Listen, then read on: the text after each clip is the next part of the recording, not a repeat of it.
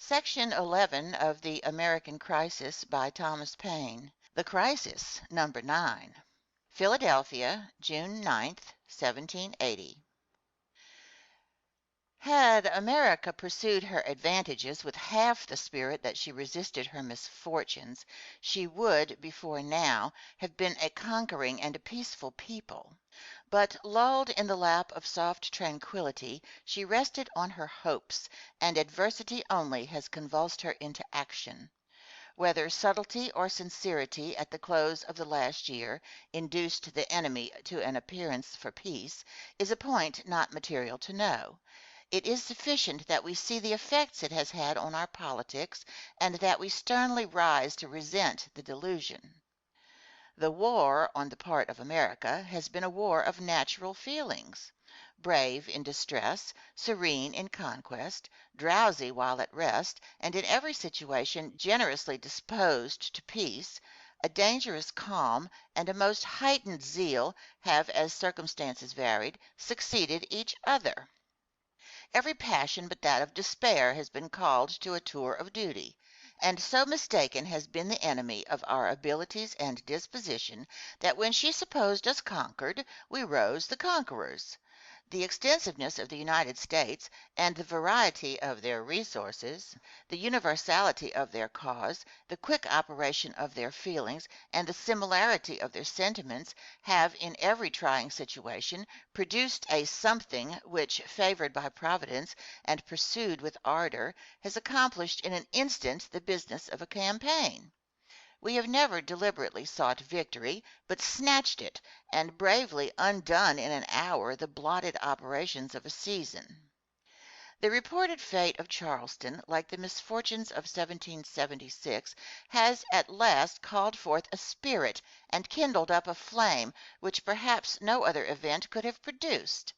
If the enemy has circulated a falsehood, they have unwisely aggravated us into life, and if they have told us the truth, they have unintentionally done us a service. We were returning with folded arms from the fatigues of war, and thinking and sitting leisurely down to enjoy repose. The dependence that has been put upon Charleston threw a drowsiness over America. We looked on the business done, the conflict over, the matter settled, or that all which remained unfinished would follow of itself. In this state of dangerous relaxation, exposed to the poisonous infusions of the enemy, and having no common danger to attract our attention, we were extinguishing by stages the ardor we began with, and surrendering by piecemeal the virtue that defended us. Afflicting as the loss of Charleston may be, yet if it universally rouse us from the slumber of 12 months past, and renew in us a spirit of former days, it will produce an advantage more important than its loss. America ever is what she thinks herself to be. Governed by sentiment and acting her own mind, she becomes, as she pleases, the victor or the victim. It is not the conquest of towns, nor the accidental capture of garrisons, that can reduce a country so extensive as this. The sufferings of one part can never be relieved by the exertions of another, and there is no situation the enemy can be placed in that does not afford to us the same advantages which he seeks himself.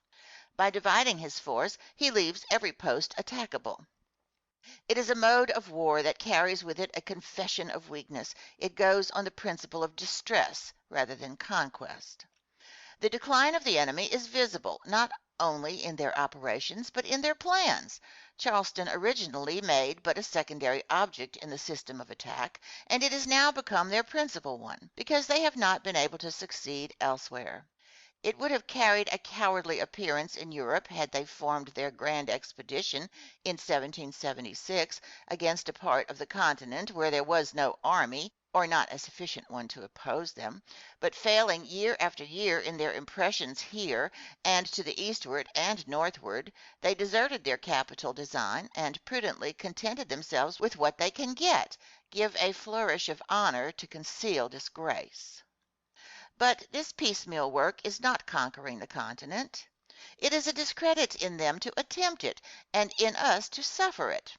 It is now full time to put an end to the war of aggravations, which on one side has no possible object, and on the other has every inducement which honor, interest, safety, and happiness can inspire.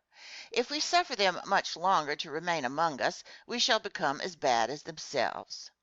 An association of vice will reduce us more than the sword. A nation hardened in the practice of iniquity knows better how to profit by it than a young country newly corrupted.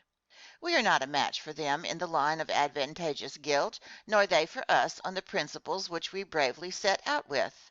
Our first days were our days of honor. They have marked the character of America wherever the story of her wars are told, and convinced of this, we have nothing to do but wisely and unitedly to tread the well-known track. The progress of a war is often ruinous to individuals as the issue of it is to a nation, and it is not only necessary that our forces be such that we be conquerors in the end, but that by timely exertions we be secure in the interim. The present campaign will afford an opportunity which has never presented itself before, and the preparations for it are equally necessary whether Charleston stand or fall. Suppose the first, it is in that case only a failure of the enemy, not a defeat.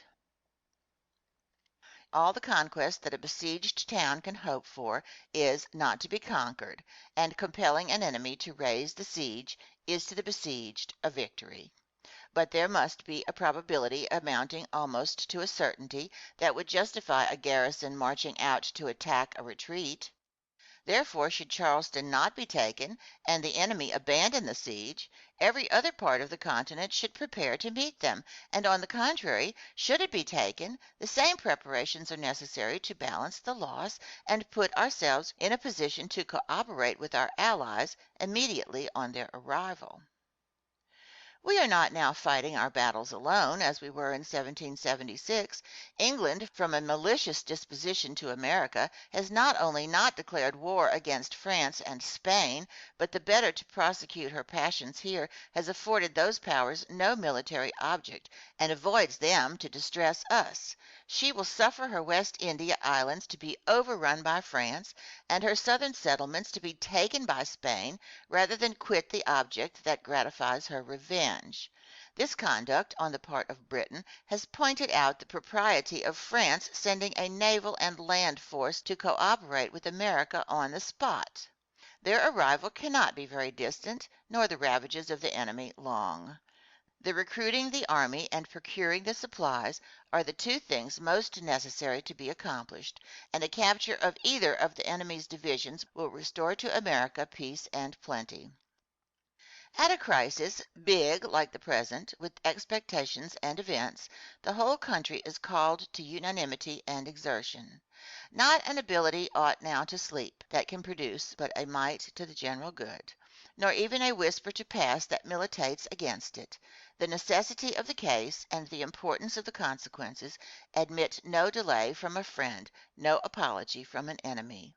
To spare now would be the height of extravagance, and to consult present ease would be to sacrifice it perhaps forever. America, rich in patriotism and produce, can want neither men nor supplies, when a serious necessity calls them forth. The slow operation of taxes, owing to the extensiveness of collection, and their depreciated value before they arrived in the Treasury, have in many instances thrown a burden upon government, which has been artfully interpreted by the enemy into a general decline throughout the country. Yet this, inconvenient as it may at first appear, is not only remediable, but may be turned to an immediate advantage, for it makes no real difference whether a certain number of men or company of militia, and in this country every man is a militiaman, are directed by law to send a recruit at their own expense, or whether a tax is laid on them for that purpose, and the man hired by government afterwards. The first, if there is any difference, is both cheapest and best, because it saves the expense which would attend collecting it as a tax, and brings the man sooner into the field than the modes of recruiting formerly used; and on this principle a law has been passed in this state for recruiting 2 men from each company of militia, which will add upwards of 1,000 to the force of the country. But the flame which has broken forth in this city since the report from New York of the loss of Charleston not only does honor to the place, but, like the blaze of 1776, will kindle into action the scattered sparks throughout America. The valor of a country may be learned by the bravery of its soldiery and the general cast of its inhabitants, but confidence of success is best discovered by the active measures pursued by men of property, and when the spirit of enterprise becomes so universal as to act at once on all ranks of men, a war may then, and not till then, be styled truly popular. In 1776 the ardor of the enterprising part was considerably checked by the real revolt of some and the coolness of others. But in the present case there is a firmness in the substance and property of the country to the public cause. An association has been entered into by the merchants, tradesmen, and principal inhabitants of the city (Philadelphia) to receive and support the new state money at the value of gold and silver, a measure which, while it does them honor, will likewise contribute to their interest by rendering the operations of the campaign convenient and effectual. Nor has the spirit of exertion stopped here. A voluntary subscription is likewise begun to raise a fund of hard money to be given as bounties to fill up the full quota of the Pennsylvania line. It has been the remark of the enemy that everything in America has been done by the force of government. But when she sees individuals throwing in their voluntary aid and facilitating the public measures in concert with the established powers of the country, it will convince her that the cause of America stands not on the will of a few, but on the broad foundation of property and popularity. Thus aided and thus supported, disaffection will decline, and the withered head of tyranny expire in America. The ravages of the enemy will be short and limited, and like all their former ones, will produce a victory over themselves. Signed, Common Sense. P.S. At the time of writing this number of the crisis, the loss of Charleston, though believed by some, was more confidently disbelieved by others. But there ought to be no longer a doubt upon the matter. Charleston is gone, and I believe for the want of a sufficient supply of provisions. The man that does not now feel for the honor of the best and noblest cause that ever a country engaged in, and exert himself accordingly, is no longer worthy of a peaceable residence among a people determined to be free. Signed, C.S. End of the crisis, number 9.